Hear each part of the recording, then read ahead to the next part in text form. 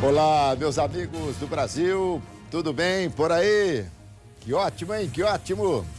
Feliz semana para todo mundo. Estamos começando mais uma. Está no ar o nosso Visão Geral de hoje. Visão Geral, um olhar atento para os fatos do momento. E não tem nada mais de assunto que está no momento do que você falar sobre leis trabalhistas, previdenciárias. Então, o assunto realmente é palpitante. Mais uma vez, estou aqui com o doutor Hamilton Rovani Neves e nós vamos conversar sobre esse segmento extremamente importante. Aliás, meu caro Hamilton, estamos trabalhando. Quem se aposentou, e se a nova lei for aprovada, talvez as pessoas não se aposentem mais, né? Tudo bem? Pelo menos com grande dificuldade, né? Tudo bem, Alberto. Prazer estar aqui novamente falando contigo, tentando esclarecer algumas coisas aí para as pessoas na medida do possível. Muito bem, nós vamos, aliás, você que já está pensando aí na sua aposentadoria, tiver alguma coisa envolvendo lei trabalhista também, passe para cá o seu WhatsApp, a gente passa aqui para o Hamilton, é extremamente importante que a gente converse sobre isso. Bom, meu caro Hamilton, alguma mudança substancial desde a última vez que nós estivemos aqui? Isso aí, imagino que a todo momento tenha jurisprudência, tenha lei, tem emenda, essa coisa toda. É verdade. Em relação à Previdência, Alberto, a gente já conversou aqui anteriormente, né, que houve aí a proposta de alteração das normas do INSS pelo governo, foi mandado para a Câmara e tal.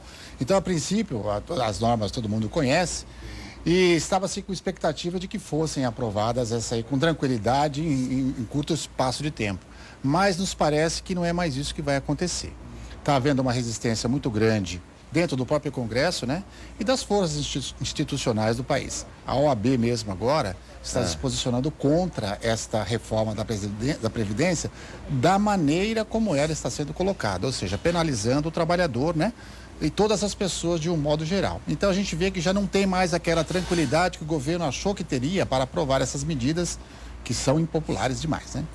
Porque também não adianta, claro que se você tiver a maioria no Congresso, a maioria no Senado, essa coisa toda, claro que você tem facilidade, teoricamente, para aprovar. Só que tem uma coisa muito mais importante que o Congresso Nacional, é a população, é o povo. Essas medidas que são realmente impopulares, elas acabam movimentando o povo e eu entendo que se você também, apenas e tão somente, conseguir aprovação, porque você tem maioria no Congresso, virou ditadura. Exatamente, tá isso, claro, obviamente. Esse não é um anseio da sociedade, né? Então, você não pode pautar por aí.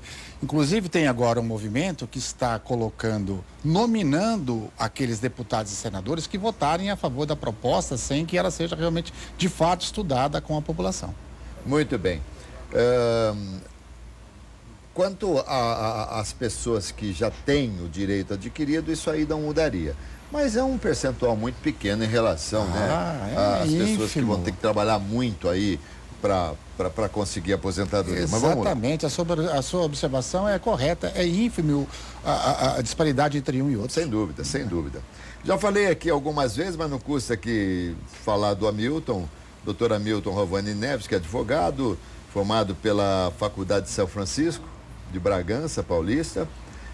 Viajou muito para lá, né, meu? Muito, né? Bragança é uma cidade universitária, digamos assim, né? Você atua na área do direito trabalhista, também do direito previdenciário, e também há 19 anos está atuando no Sindicato dos Trabalhadores Domésticos de Campinas, região. Ô, Hamilton, o que aparece mais hoje no teu escritório? Causas trabalhistas ou previdenciárias?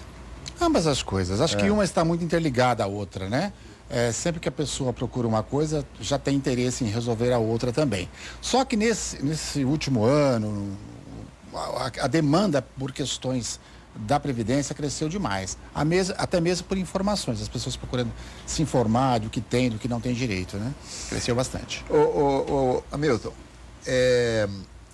quando o governo toma medidas no sentido de fazer uma reforma previdenciária, governo, é o patrão, todos nós outros somos os empregados, digamos assim. Uhum. As medidas, na teoria, beneficiam muito mais o patrão, que seria o governo. Quando nós quando formos passar por uma reformulação trabalhista, aí o governo não é patrão. O patrão é o patrão e o empregado é o empregado. As medidas trabalhistas que ainda vão ser reformadas, a gente já até comentou sobre isso, dá para a gente prever o que é que o governo está pensando? O trabalhador vai perder alguns direitos? O patrão vai ter alguma coisa a mais de benefício? Porque hoje é o seguinte, está difícil para o empregado, está muito difícil para o patrão também, as empresas estão fechando, estão quebrando e tal. Tem alguma coisa já vislumbrando assim? Eu acho assim, sim, nós temos aí algumas coisas já, né? Entre a principal delas, no meu entendimento, é o poder da negociação entre empregado e empregador direto, né? Ou seja, o patrão e o empregado podem combinar entre eles jornada de trabalho, salário, se vai ser por mês, por hora, por semana, essa coisa toda. Eu acho que essa é uma medida um pouco complicada, porque ela vai enfraquecer os sindicatos, né? Não sei se enfraquecer os sindicatos, mas os sindicatos vão perder um pouco de poder de negociação. E acho que um trabalhador, quando ele negocia direto com o empregador, obviamente, não aquela empresa que tem 1, 2 ou 3 funcionários, mas aquela que tem muitos funcionários, negocia direto, ele sempre sai prejudicado. Então esta é uma medida que, ao meu ver, vai ser muito perigosa. E ela está aí para ser aprovada, e acredito que será. Eu ouvi essa semana um comentário do presidente dizendo o seguinte, o presidente Michel Temer, que a reforma trabalhista seria fácil de aprovar. Eu digo para você aqui, para os telespectadores seus, eu acho que a alteração nas leis trabalhistas será mais difícil do que a da Previdência. Não, eu até acho que sim, até porque existe um componente a mais. Primeiro, nas reformas trabalhistas, o que eu acabei de falar, é governo e nós.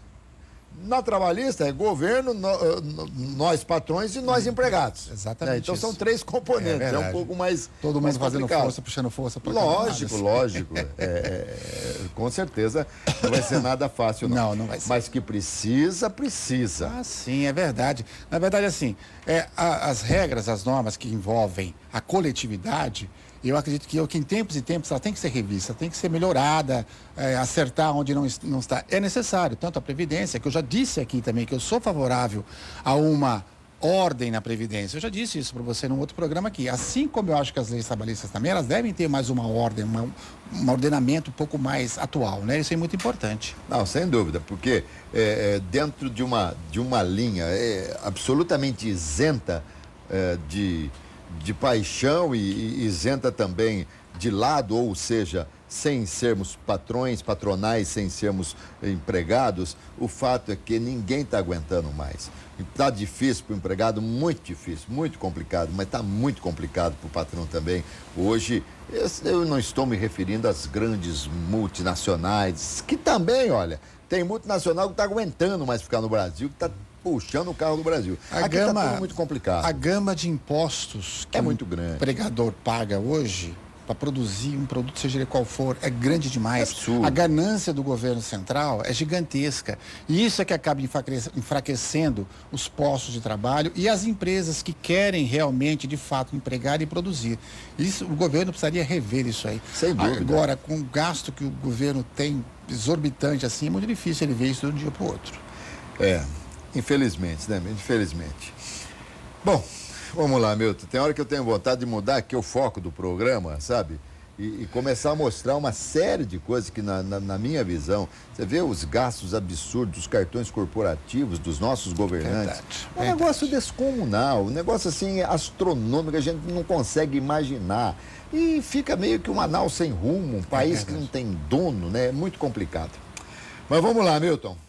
Vamos falar do Camprev, ou da Camprev, aqui do Camprev, né? Do Camprev. O Camprev é o órgão onde existe o recolhimento por parte dos funcionários públicos, tá certo? Aqui de Campinas. E até me recordo que faz pouco tempo o prefeito queria usar o dinheiro do Camprev, né? O prefeito Jones aqui teve aquela confusão toda, enfim. Hoje, há pessoas que ganham pelo Camprev uma aposentadoria maior do que é o teto do prefeito, o salário do prefeito, coisa de 23 mil, alguma coisa assim.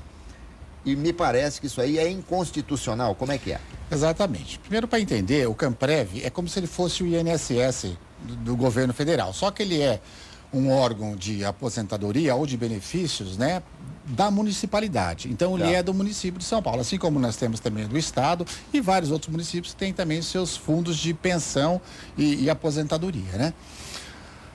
E nós temos a lei, a Constituição, obviamente, que diz o seguinte, por exemplo, o salário do presidente. Ninguém pode ganhar mais do que o presidente da República. E as leis estaduais e municipais também seguem o mesmo padrão. E a nossa lei orgânica do município de Campina diz que também o salário do prefeito, ele é como base, ele é o teto da municipalidade. E nós temos, de fato, né, vários servidores aposentados que recebem mais do que o teto. Cerca de 2.000. Então, exatamente, são muitos esses aposentados. Por quê? Ao longo do tempo, Alberto, não só o salário, mas eles foram incorporando benefícios aos vencimentos, né? Gratificações, prêmios, essas coisas todas. Aí chega-se a esse patamar descomunal. Não estou colocando aqui se é legal ou se é ilegal, não é isso. Ele é desproporcional à realidade pela qual nós passamos. Essa é a diferença. Mas a Constituição não proíbe que se ganhe mais do que o salário da maior autoridade executiva? Nós estamos falando em salário e não como a remuneração como um todo, né? O salário é o salário, ele recebe de salário aquilo ali. Mas as incorporações que foram agregando no salário dele que dá isso aí. Né? Tá. É falha na própria legislação que permite que isso aconteça, que não deveria. Mas agora, a semana passada o jornal trouxe uma notícia dizendo que a coisa iria mudar, de que ninguém iria receber mais do que o salário do prefeito. Agora eu pergunto a você, mas isso não é direito adquirido? Exatamente. A lei até pode mudar, mas não vai atingir aquelas pessoas que hoje já recebem e têm o direito adquirido. O direito adquirido, ele é imexível, vamos dizer assim, é a palavra, né? Imexível. Então, exatamente. Então, assim, essas pessoas que já recebem continuarão recebendo, porque não há regra, lei, norma que faça com que ele restitua ou que volte a receber, né? Porque não existe ilegalidade. Pode até ser uma imoralidade ou uma coisa parecida com isso, mas ilegalidade não é. Mas então, Hamilton, não há nenhuma canetada que possa determinar isso? Negativo, não pode. A justiça jamais permitiria isso, né? Porque senão, Alberto, as nossas instituições, nossas leis acabam não tendo poder, não tendo força, né? As leis existem para serem cumpridas. Mas eu sei, mas a matéria dizia exatamente que ninguém iria receber mais. Será que é o daqui para frente? Daqui para frente, certamente. O daqui para trás fica como tá? Não é que fica como tá, não tem como você mexer porque a pessoa já adquiriu aquele direito. Entendi. Então, esse é o grande detalhe, né? Então, não vai poder mais fazer isso. Bom, mas de qualquer forma, é que eu sempre falo, né? Me perdoe aqui, né? Isso é só uma colocação, né? O governo, ele quer que você continue forte, vigoroso, para você trabalhar e pagar bastante. A partir do momento que você se aposenta, acho que ele começa a torcer para você morrer, né? Porque é uma coisa mais ou menos impressionante, né? Impressionante. Hoje... Bom, então, quer dizer, a gente pode imaginar que é o daqui para trás, no daqui para trás não se mexe. E se mexer, também ninguém vai ter que restituir ninguém, né? Não, certamente que não, né? As pessoas não estão cometendo nenhuma ilegalidade, né? Bom, Hamilton, os empregados, de um modo geral, têm têm lá suas obrigações. Nós empregados comuns. Os servidores também têm as mesmas obrigações? Tem, claro que tem. Certamente tem. O servidor também tem normas que ele deve seguir e cumprir, né? Inclusive o servidor, quando ele descumpre essas normas, ele é processado e inclusive perde até o cargo. Existem inúmeras pessoas, inclusive que eu conheço, que já perderam cargos de servidores concursados por conta de irregularidades ou falta de comprometimento no trabalho, entende? Muito bem. Você está vendo aí no rodapé, pode mandar, estão chegando aqui, já chegaram várias perguntas para você, mas primeiro a gente vai conversar um bocadinho aqui, mas fique atento, eu vou fazer a sua pergunta aqui para o doutor Hamilton, para ele responder. Hamilton, o que é trabalho temporário? Porque muitas vezes a gente fala assim, vou fazer uma contratação temporária, muitos shoppings fazem isso em períodos de maior demanda e tal. O trabalho temporário, eu posso contratar você 3, 4 vezes no ano temporariamente? Então, é que está. A sua pergunta é muito interessante. Depende. O trabalho temporário é para você executar uma tarefa específica ou por um período específico. No final do ano, as lojas comumente contratam aqueles empregados temporários para o período de vendas que é maior, há mais necessidade. Então, é um contrato temporário de 15, 20, 30 dias, né? Terminou, cada um vai para o seu canto. Uma obra, você vai executar uma obra, você faz um contrato temporário. Isso acontece bastante na construção civil, né? Olha, eu preciso fazer uma obra específica em tal lugar, contrato um pessoal, um contrato temporário, executa aquilo ali e acabou. Entretanto, isso não pode ser reiterado. A mesma empresa contratar a mesma pessoa com a mesma mão de obra para o mesmo trabalho, porque aí já há uma manipulação das normas de contrato, né? Mas mesmo no trabalho temporário, quando eu faço pagamento para você, eu tenho que recolher tudo sobre aquele valor e tal, né? Recolhimento de impostos é em qualquer situação de contrato, principalmente no contrato de temporário também. Isso aí não muda, né? Não muda, não muda. Uma outra questão, Hamilton. Eu contrato uma pessoa temporariamente para fazer um serviço na minha casa. Um pedreiro, um pintor e tal. Se essa pessoa for, você perguntar para ela, você tem alguma empresa para me dar uma nota fiscal? Não tenho nada, porque nós temos muito essa informalidade aqui.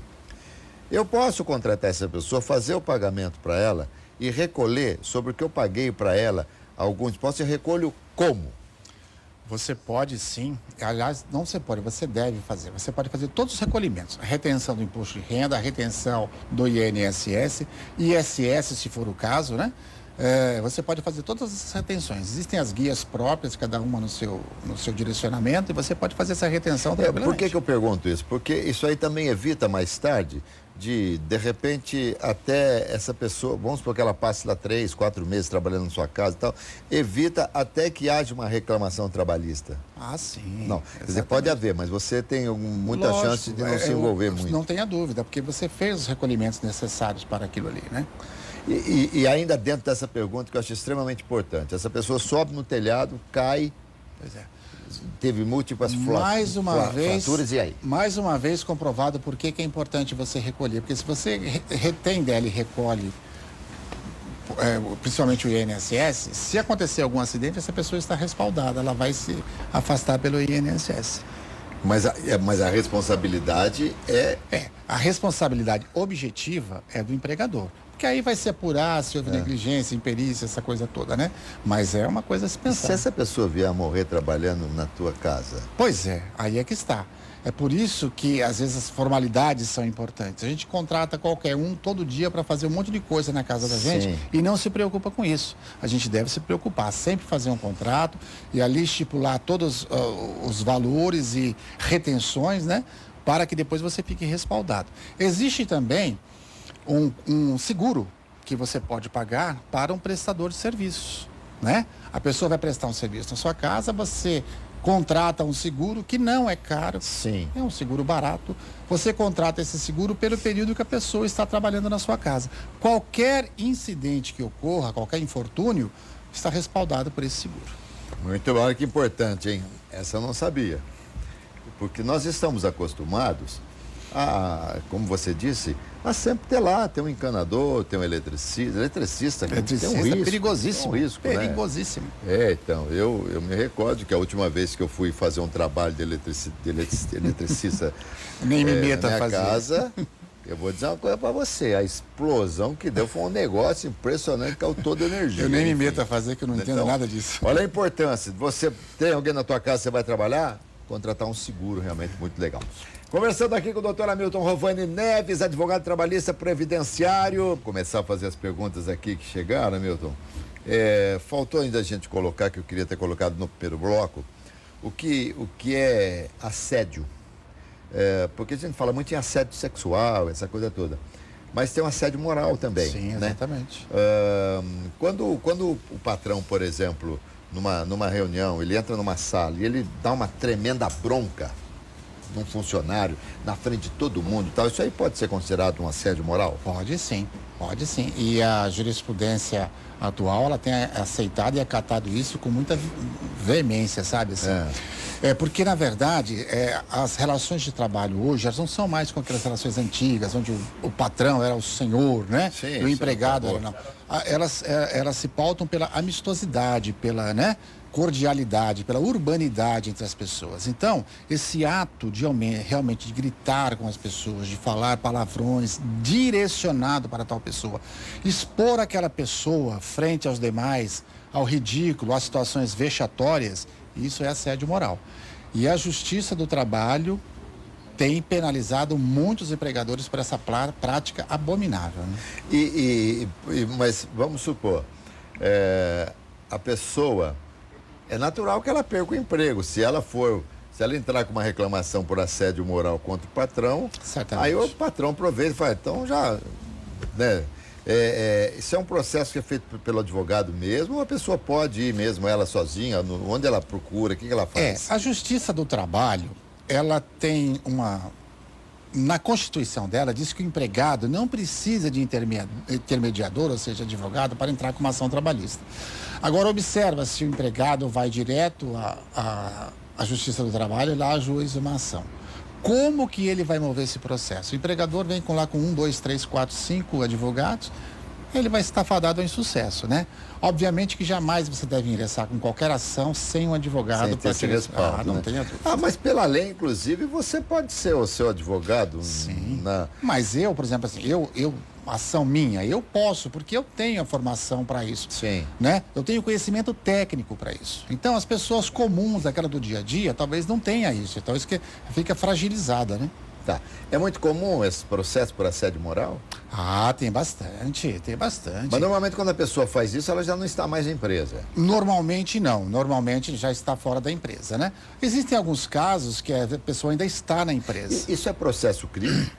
Não, a princípio não. A princípio pode até haver os dois, mas a princípio seria uma ação de indenizatória trabalhista que pode gerar, inclusive, um processo crime, não tenha dúvida. Muito bem.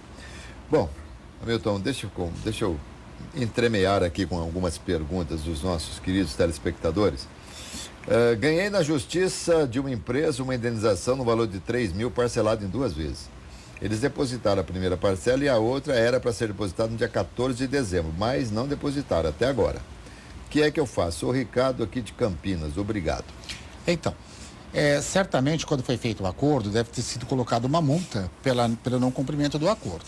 Em primeiro lugar, a Justiça do Trabalho vai aplicar a multa e vai intimar esse seu empregador, esse seu patrão, a pagar o valor devido com a respectiva multa. Mas ela tem que fazer o quê? Ela tem que pedir para o advogado dela? Sim, o advogado certamente já comunicou ao juiz desse fato, de que não foi pago a parcela seguinte do acordo. Muito bem. Você falou em acordo. Hoje é a palavra mestra em todos os lugares. Mas, acordo, na verdade, assim, a justiça nossa, hoje ela pauta, a Justiça do Trabalho principalmente, ela pauta pela conciliação.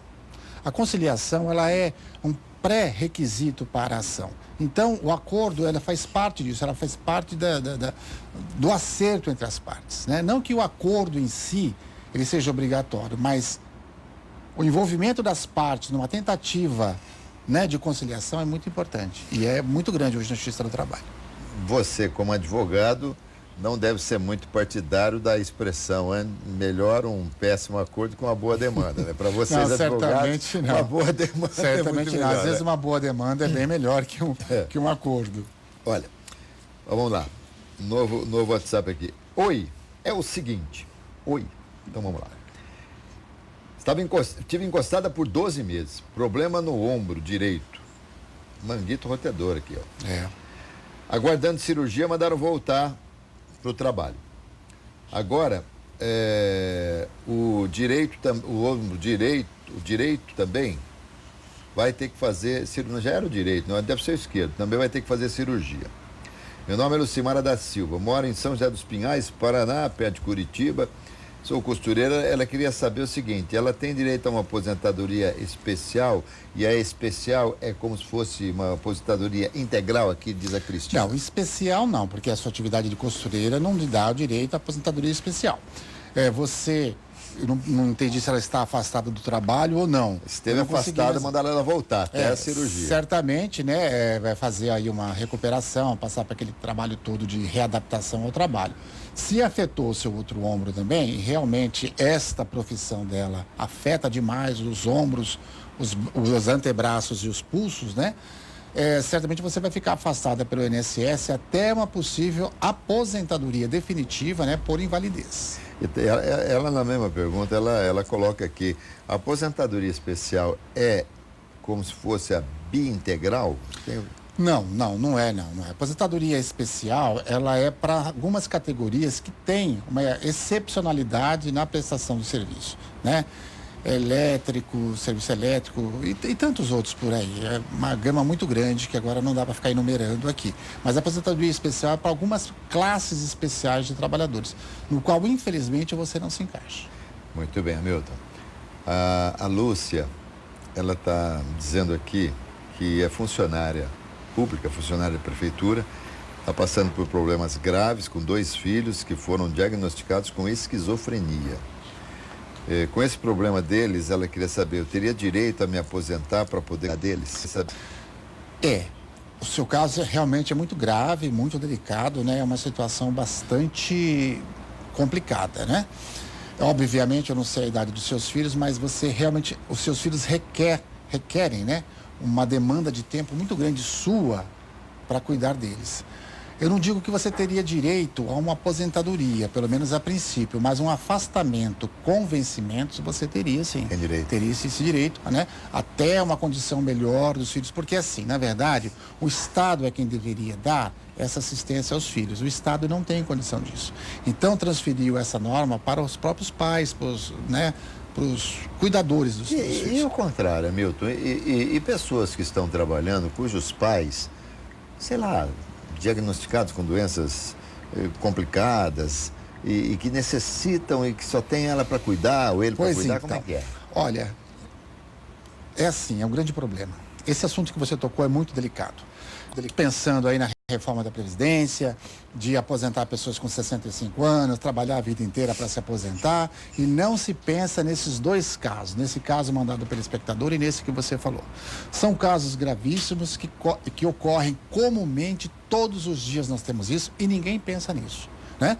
Essa pessoa não tem quem cuida dela, principalmente o idoso, fica jogado, desculpa a expressão da palavra, mas fica jogado, isso aí, né? E não tem uma pessoa ali do lado, porque quem que o idoso quer ao lado dele? Ele quer um filho, ele quer um parente, ele quer uma pessoa próxima, que tenha afinidade com ele para poder auxiliá-lo. E isso a Previdência Social não vê, sabe? Só pensa em arrecadar, dificultar a vida das pessoas e não se vê isso, não é? Eu tenho no meu escritório uma senhora que ela cuida de um filho que tem um problema cerebral muito sério. E ele é um menino maravilhoso, sabe? Maravilhoso. Só que a vida dela é para cuidar desse filho. Para cuidar desse filho. Muito bem. O que a assistência social, a Previdência Social faz por essa mulher? Nada. Nada. Absolutamente nada. Se ela não cuida dessa criança... Terrível, não? Boa tarde, Alberto César. Faz 4 anos que eu estou aguardando a aposentadoria. Semana passada estive no advogado, ele me falou que o juiz fez a contagem errada sobre o tempo de serviço. O advogado já recorreu. Eu pergunto ao ilustre advogado presente no seu programa, quanto tempo mais tenho que esperar? Abraço, Almir Salles. Almir, olha, infelizmente o nosso Judiciário Federal, que é o que julga essa questão sua, está demorando bastante tempo para julgar as ações. Por conta da demanda gigantesca de ações contra o INSS que tem sido enviada para o Judiciário. O INSS, com essa prática abominável de negar indistintamente o benefício para todas as pessoas, não resta essas pessoas senão procurar o Judiciário. O Judiciário sobrecarregou, está soberbado de ações e não consegue julgar num tempo razoável. Então, assim, você vai ter que esperar ainda um bom período para isso, sobretudo se o seu processo for aqui em Campinas. Que coisa, né? Aí o Almir fala assim, se eu soubesse que a resposta era essa, eu nem teria perguntado. Né? Pois é, infelizmente, um infelizmente, a gente não gosta de falar isso, mas não tem outra coisa a ser falada a não ser a verdade, que é essa que eu estou falando para você. Não adianta. É isso mesmo. Vou fazer uma pergunta aqui do João Marcílio, ele tem 65 anos e tem 15 anos... Desculpa, peraí. Meu nome é João Marcílio, vou completar 65 anos agora em junho. E tenho 15 anos e alguns meses deve ser de contribuição. Tem direito à aposentadoria por idade? Vai ter sim. Assim que você completar os 65 anos, você pode buscar o INSS para aposentadoria por idade. Sem contar ainda que se a medida for aprovada, você vai ter um pedágiozinho pequeno para pagar, mas por esse ano você aposenta tranquilamente. Muito bem. Aqui, ó. Tenho 64 anos, 25 de contribuição. Vou poder me aposentar por idade? Não, por idade pode. Todo mundo, mas né? Acho que não é para você que tem 24 anos de contribuição. É homem ou mulher? É homem, né? Deixa eu ver aqui. Vai falando, eu já vou então, aqui se é homem ou mulher. Com 24 anos, compensa você contribuir um pouco É mais. homem, é o José Alves. Ribeirão Preto. Compensa, né, José? Você recolher um pouco mais para aposentar por tempo de contribuição, né? Mas aposentadoria por idade, aos 65 anos, você certamente terá. Então, né, José? É fácil para o advogado aqui, para o doutor, falar assim, paga um pouquinho mais e tal, né? Dura. Mas assim, se você pensar que você tem 24 anos de contribuição, jogar fora esse tempo todo, é um problema, né? Hamilton, e eu que tenho 62 anos, 37 anos de contribuição. Pois é. Posso me aposentar? Pode, tranquilamente. Pois é. Mas o doutor Hamilton está fazendo todo o processo meu aqui, porque eu fui fazer sem advogado, fui fazer assim. No final não deu nada certo. Aí depois, agora, estou sendo orientado por ele aqui para poder fazer a coisa corretamente. Que delícia, não para de chegar aqui. Muito obrigado aqui pelo carinho de vocês para com o nosso programa, viu? Tenho 34 anos e 4 meses de contribuição e 63... 34 anos. Opa, tenho 34 anos e 4 meses de contribuição, quase 35. E tenho 63 anos de idade. Devo solicitar aposentadoria pelo fator previdenciário ou continuar recolhendo até completar 35 de contribuição? Eu quero solicitar aposentadoria pelo 85-95. Corro o risco de perder o direito de aposentar pelo 85-95, já que a nova lei do governo está para ser aprovada? Certamente. O 85-95 a gente não sabe se vai permanecer ou não vai permanecer com as mudanças da Previdência. Mas pelo tempo que você está falando para mim que tem de contribuição, o ideal é você aguardar completar os 35 anos para você ter aposentadoria. Mesmo que você pense em fator previdenciário, com essa idade e com esse tempo de contribuição, o fator previdenciário não vai te trazer prejuízo. Pode ficar tranquilo. Muito bem. Hamilton, antes de eu mostrar o aplicativo aqui da Rede Família, só para a Lucinha aqui de Campinas, a gente falou que interessante é contratar um seguro de vida, né, para a pessoa que vai trabalhar em casa. Está perguntando, qualquer seguradora, onde se faz isso? Qualquer seguradora. Qualquer seguradora faz isso, principalmente bancos, né? Os bancos têm ali dentro, nos atendimentos ali, pessoas capacitadas para esse tipo de atividade. Muito bem. Muito legal aqui com o doutor Hamilton. Olha o doutor Hamilton aqui, ó. Ó, Cezinho, olha o doutor Hamilton aqui, ó. Mostra ele aqui. Vamos ver se vai dar tempo dele aparecer. Acho que ele vai parar, vai sumir da tela. Não, já apareceu. Agora estou eu ali, ó. Esse é o aplicativo da Rede Família. Que legal, né, gente? Quando eu era garoto, eu podia imaginar isso na minha vida. Eu já não entendia como que as pessoas cabiam dentro da televisão. Imagina pensar que ia ficar dentro do smartphone, né? E futebol, então? Muito garoto, né? Como é que pode caber todo mundo dentro da televisão? Esse é o aplicativo aqui da Rede Família que você baixa aí no seu smartphone. Esse aqui é um tablet. Vale para o sistema iOS, também pelo sistema Android. Você baixa o aplicativo e acompanha em qualquer lugar do Brasil e do mundo toda a programação aqui da Rede Família em tempo real. Também pelo site, hein? Pelo site redefamilia.com.br. Você entrou no site, navega, se entretém ali, vê notícias e tal, acompanha toda a programação e também acompanha em tempo real, tá bom? Pergunta dela. Ela trabalhava numa empresa, né? Foi afastada de julho a setembro do ano passado pelo INSS por acidente, que ela foi descer do ônibus e quebrou o dedo. Muito bem. Ela abriu o CAT, né? Que é CAT. Como é que é o CAT mesmo? Comunicado de acidente de trabalho. Comunicado de acidente de trabalho. Aí ela fez todos os procedimentos e tal. Voltou a trabalho no dia 3 de outubro. Era um sábado. Na segunda-feira, apareceu lá o advogado da empresa com um aviso indenizado. E ela foi demitida. Uhum. Porém, ao fazer o exame demissional, quer dizer, ela já sabia, mas ela estava grávida. Né? E ela ainda está grávida. Aí a médica lá do exame demissional avisou a empresa, não pode demitir, está grávida e tal, aquela coisa toda. Aí voltou para a empresa. Aí eles falaram, você fica lá na tua casa e tal, e ela está recebendo em casa. Ela quer saber, tá certo isso? É assim que a coisa funciona? Bom, em primeiro lugar, a sua estabilidade é mais do que tranquila, né? Primeiro você tinha duas estabilidades. Estabilidade pelo acidente de trabalho, né? Que o acidente no percurso do trabalho é considerado como acidente de trabalho. Então você teria a estabilidade, o advogado, a empresa não poderia ter sido demitido. E em segundo, a estabilidade pela gravidez. A partir do momento que está grávida, até 5 meses após o parto, a trabalhadora, né, não pode ser demitida. Agora, se a empresa optou por te deixar na sua casa e te pagar os vencimentos comuns, é uma opção da empresa. Não é o mais comum, não é o mais correto, mas também não é ilegal, nada que te prejudique.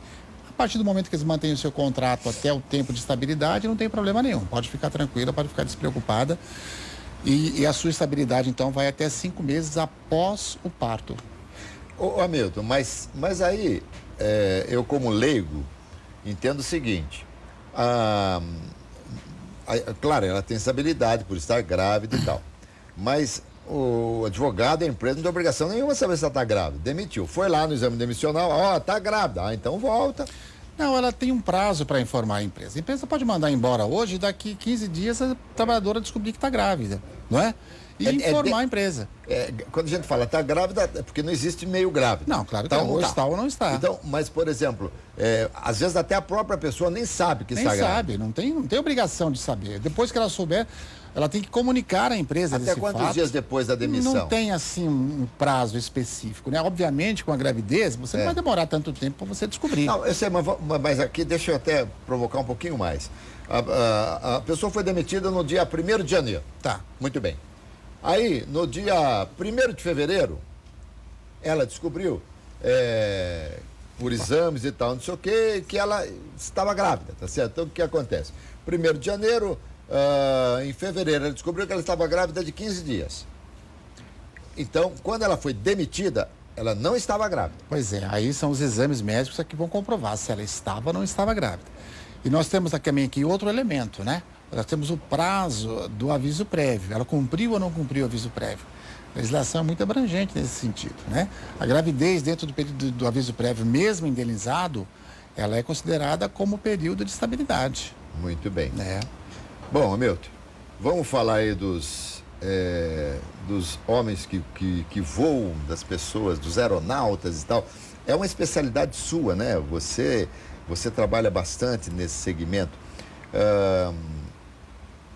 Quais são as pessoas que se enquadram exatamente nesse segmento, que você pode trabalhar para elas, como se você estivesse trabalhando para um piloto, para uma comissária? São as pessoas só que estão no ar, as pessoas que estão em terra também, os aeronautas, como é que é? Nós temos duas categorias, né? Aeronautas e aeroviários, né?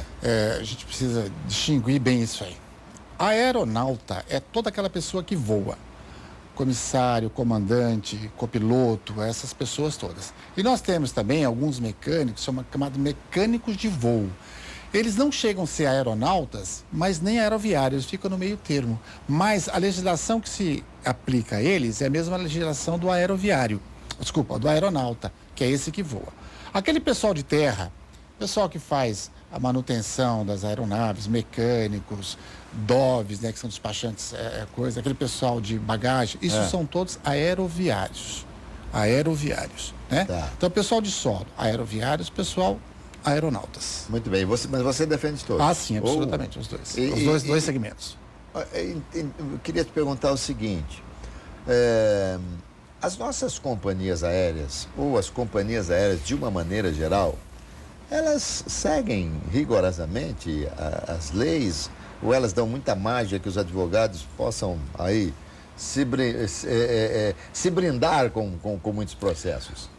Olha, tem mudado um pouco a visão das empresas em relação ao segmento das normas trabalhistas, sabe? Já tivemos mais problemas com as empresas. Hoje, elas cumprem um pouco mais as regras de trabalho, né? Até mesmo adicionais de periculosidade ou coisa parecida, que até alguns anos atrás, 2, 3, 4 anos atrás, não eram pagos, hoje já são pagos comumente, né? Mas as empresas deram uma melhorada nessa relação entre empregado e patrão. É claro que tem muito aí a intervenção dos sindicatos, né? O sindicato dos aeronautas é um pouco mais atuante, mais forte do que o dos aeroviários, na minha visão. Mas melhorou bastante. Mas mesmo assim, a empresa não segue à risca, sempre tem as falhas, né? Isso é natural. Porque a gente, eu, por exemplo, que sou piloto aí nas horas vagas, né? E a gente quando está no aeroclube, conversando com todo esse pessoal, tem muito contato com esse com esse pessoal, né? Sobretudo os aeronautas, né? Os pilotos e tal. E eles falam, de certa forma, das companhias, elogiando as companhias, sabe? Não vejo, assim, tanta reclamação e tal. É que, na verdade, há uma distinção de tratamento entre o aeronauta e o aeroviário. As empresas, elas tratam os aeronautas melhor que os aeroviários. Até mesmo por conta da organização desse pessoal. Eles são muito organizados, né, os aeronautas. As empresas realmente tratam eles com mais. É um pessoal, vamos dizer assim, uma elite, né, dentro da empresa, né? São os empregados de elite dessa empresa. Então, é tratados realmente de forma diferenciada. Não deveria, mas é. Não deveria, mas é. E quanto tempo para ele se aposentar? Piloto, por exemplo, se aposenta com quantos anos? Então, na verdade, o piloto também ele se encaixa naquela gama de especialidade lá, né? 25 anos, 28 anos, dependendo da idade dele, ele já se aposenta. Já pode se Porque aposentar. tem os adicionais, né? Adicionais de insalubridade e outros adicionais lá que... Normalmente o piloto, aquele que foi muito cedo para a companhia aérea, não tem assim tanto problema, mas aquele que voa mais, aviação menor, tal, o que eles perdem de audição é uma coisa assim demais. Absurda, né? Perde demais. E isso é uma insalubridade que tem a sua compensação. Sim, tem a compensação. Inclusive tem a compensação orgânica também, por conta da pressurização da cabine, né? Sim. Que é outro adicional também, que é incorporado ao tempo de serviço, por isso que é uma classe especial. Até respondendo mesmo a pergunta daquela nossa companheira lá de Curitiba, né? Não é aposentadoria especial, é uma condição especial, né? Que a pessoa tem, porque no dia a dia, no desempenho da atividade dela, algum agente biológico, químico está interferindo na vida dela e reduzindo a capacidade laboral dela. Por Muito isso. bem. Hamilton, o Supremo acabou com esse negócio de desaposentação, né? Isso não tem isso mais não e conta tal. mais. Não Pelo conta menos mais. por enquanto, não. Todos os processos foram extinguidos, né? Os que não foram ainda serão, com certeza. Bom, isso aí pode voltar? Olha, na verdade, assim, o direito é uma coisa muito dinâmica. O direito, ele muda muito, ele está se renovando a cada tempo, né? Pode haver uma revisão dessa matéria, porque hoje se encara desta forma. Não se sabe se isso pode acontecer daqui 10, 15 ou 20 anos, não se sabe, ou 5 anos. Mas se por acaso houver uma revisão dessa matéria, Sim. E ainda se entender que a desaposentação Pode, sim. é algo válido, eu pergunto, todos os processos que estavam lá voltam não a valer? volta, Não. Você tem que renovar o seu processo, obviamente. Isso, né? mais uma vez. Tanto, olha como a matéria como é discutível, pelo assim, o poder maior de justiça no país é o Supremo Tribunal Federal. Mas nós temos tantos outros tribunais superiores. Tribunal Superior de Justiça, por exemplo, de São Paulo e de tantos outros estados, deram ganho de causas a trabalhadores para desaposentação. Tantos, inúmeros casos, né, pela desaposentação. Aí chegou o Supremo falou, não é possível, tal, essa coisa toda. Então, para você ver como a matéria é controvertida. Então, fala assim, essa matéria nunca mais voltará ao Supremo? Claro que pode voltar, não tenha dúvida. Vai depender do que vai acontecer até lá para poder essa matéria voltar. Porque a lei sempre tem brechas. Então, a gente vai buscar onde? Nessas brechas da lei para poder, né, defender os interesses de nossos clientes. Doutor Hamilton, meu nome é Felipe. Paguei o INSS como autônomo, como mecânico. Fui ao INSS para ver se tenho direito à insalubridade. Eles falaram que não. Tem como entrar na justiça para ganhar a insalubridade como autônomo? Sim, certamente tem. Se você conseguir comprovar que exerceu essa atividade, vai se fazer um laudo pericial para isso, né? E vai se constatar que você de fato exerceu essa atividade em regime de insalubridade e vai ser computada, sim, senhor, com certeza absoluta. Muito bem. É por essa razão que o judiciário está assoberbado, porque o INSS não se preocupa em verificar se é ou se não é, simplesmente nega. É aquela resposta que eu dei agora há pouco que eu falei para vocês. Muito por isso. bem. Outra pergunta aqui é do Laurindo, aqui de Limeira. Trabalhei 18 anos em uma empresa metalúrgica, depois mudei de empresa e trabalhei mais 14. Fui demitido no início do ano, sendo que meu exame de saída deu que houve uma perda muito grande da audição por conta do trabalho. Devo pedir a indenização? Ah, certamente, não tenha dúvida. Os agentes agressivos, agora há pouco nós falamos das aposentadorias especiais. O agente agressivo, aquilo que te causa prejuízo e reduz a sua capacidade laboral, ele é indenizável. Você deve sim procurar um advogado para fazer uma ação de indenização contra a empresa pela perda auditiva. Porque a perda auditiva, ela é irreversível.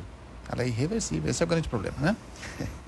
Eu ia fazer uma brincadeira aqui, eu ia falar assim, doutor, o que o senhor falou? Exatamente. Porque é o seguinte, é uma coisa natural também, com o passar da idade, você vai perdendo um pouquinho de audição. Mas, por exemplo, vamos pegar aqui um caso de um narrador de futebol, que não tem nada a ver comigo, né? Um narrador de futebol que trabalha com aquele fone o tempo todo aqui, durante tantos anos da vida, é natural que ele tenha uma agressão ao ouvido.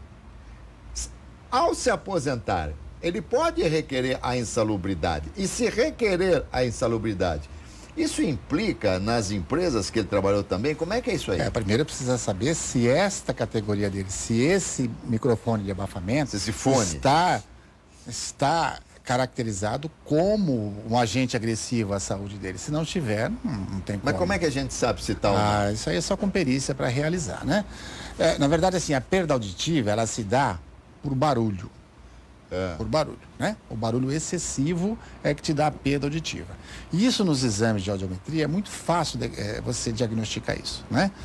Você vê na sua audiometria, quando vem naquela escalazinha assim, que faz uma baixa rapidamente, assim, é porque você teve algum agente agressivo de barulho que fez que você tivesse a perda auditiva. É verdade. E eu vou passar por essa audiometria que você está falando aí mês que vem, agora em março, para renovar a carteira da aviação. A gente tem que passar por vários exames. E realmente, a cada ano que passa, até pela própria idade, você vai percebendo que você vai tendo assim uma perdazinha de audição. Que é uma coisa Mas existe uma escala, né, que diz o que é a idade, onde a idade chega, onde a idade não chega. Né? Então, por isso o diagnóstico é muito preciso em relação à perda auditiva pelo barulho. E aí, doutor, acabou. É uma pena.